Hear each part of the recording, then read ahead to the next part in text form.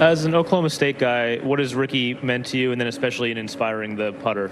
Yeah, well, honestly, Rickie's, I'd say, one of the, if not the best Oklahoma State alum, as far as was so involved with the team. He always comes back. He gives his time. He talked to us multiple times while we were in college. And then even when I came out here, he's always, sending me notes of good playing, or even some tournaments he would tell me, hey, I think this is a better play to play off the tee. So Rickie's a class act and a great Cowboy, and fortunate to have him as my friend. And then as far as the putter, it's we were playing at Medalist, where he belongs in Florida, and I hadn't been putting good, and this was right before Bay Hill, and I played with Rickie, and he just made every single putt. And so afterwards we were practicing a little bit, getting ready for it, and I hit a couple, and I was like, oh gosh, this is really nice. So I texted the Odyssey guy, and I said, hey, can you make me Rickie's putter? And he's like, well, what specs? I said, the exact same. And so literally I had the exact same putter, and I joked with Rickie today, he changed the grip. He changed the grip and cut it an inch. So I said, okay, I got to change the grip and cut it an inch. So back right.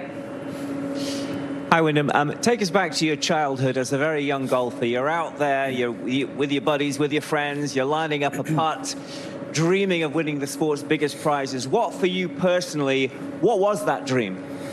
Well, I can remember a lot of times I grew up playing at Cherry Hills Country Club, and they have a putting green right by the 10th tee, and I'd be out there putting till dark.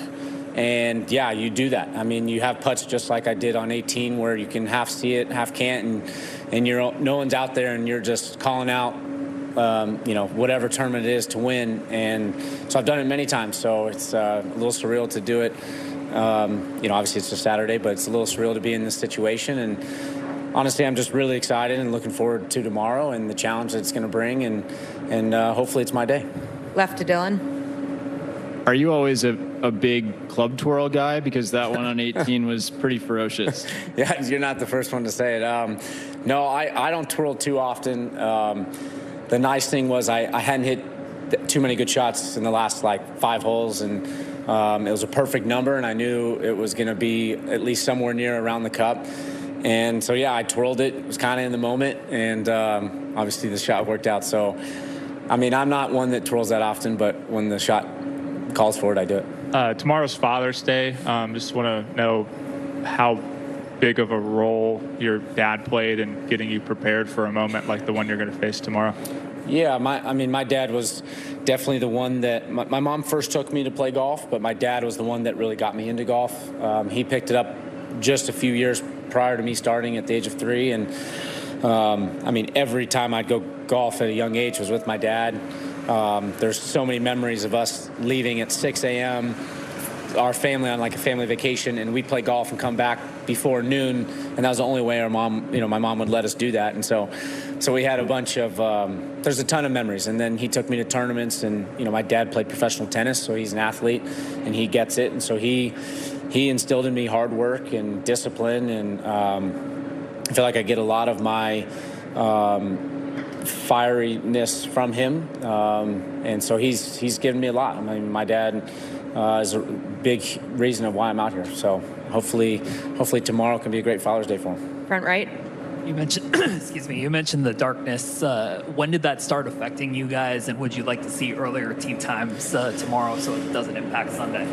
Yeah, I mean, it's a little ridiculous that we teed off that late. I would say right around hole 15 or 16, it started getting to where you couldn't see that well. And, I don't personally understand why we teed off. We played twilight golf. At the end, it was, the last 2 holes, I 100% think my bogey on 17 was because I couldn't see, and I think Rickie's bogey on 18 was because he couldn't see. So I'd like to see us go off an hour and a half, 2 hours earlier. If we had a playoff tomorrow, we wouldn't be able to play the playoff because it's so dark. So, with that, I'm not trying to make an excuse, but it definitely was a challenge. 17, 18, my putt on 17, I literally couldn't see it. And we just played, off of feel and how Rickie's putt came in. And then my putt on 18, same thing. John was like, well, it's kind of around here. Make sure you hit it soft because we don't want to blow this by. We need to tap in coming in. So, it's kind of tough, and it's crazy to think that we're doing that on the last 2 holes of a major when we could have teed off 2 hours earlier. But so hopefully tomorrow we don't have that issue.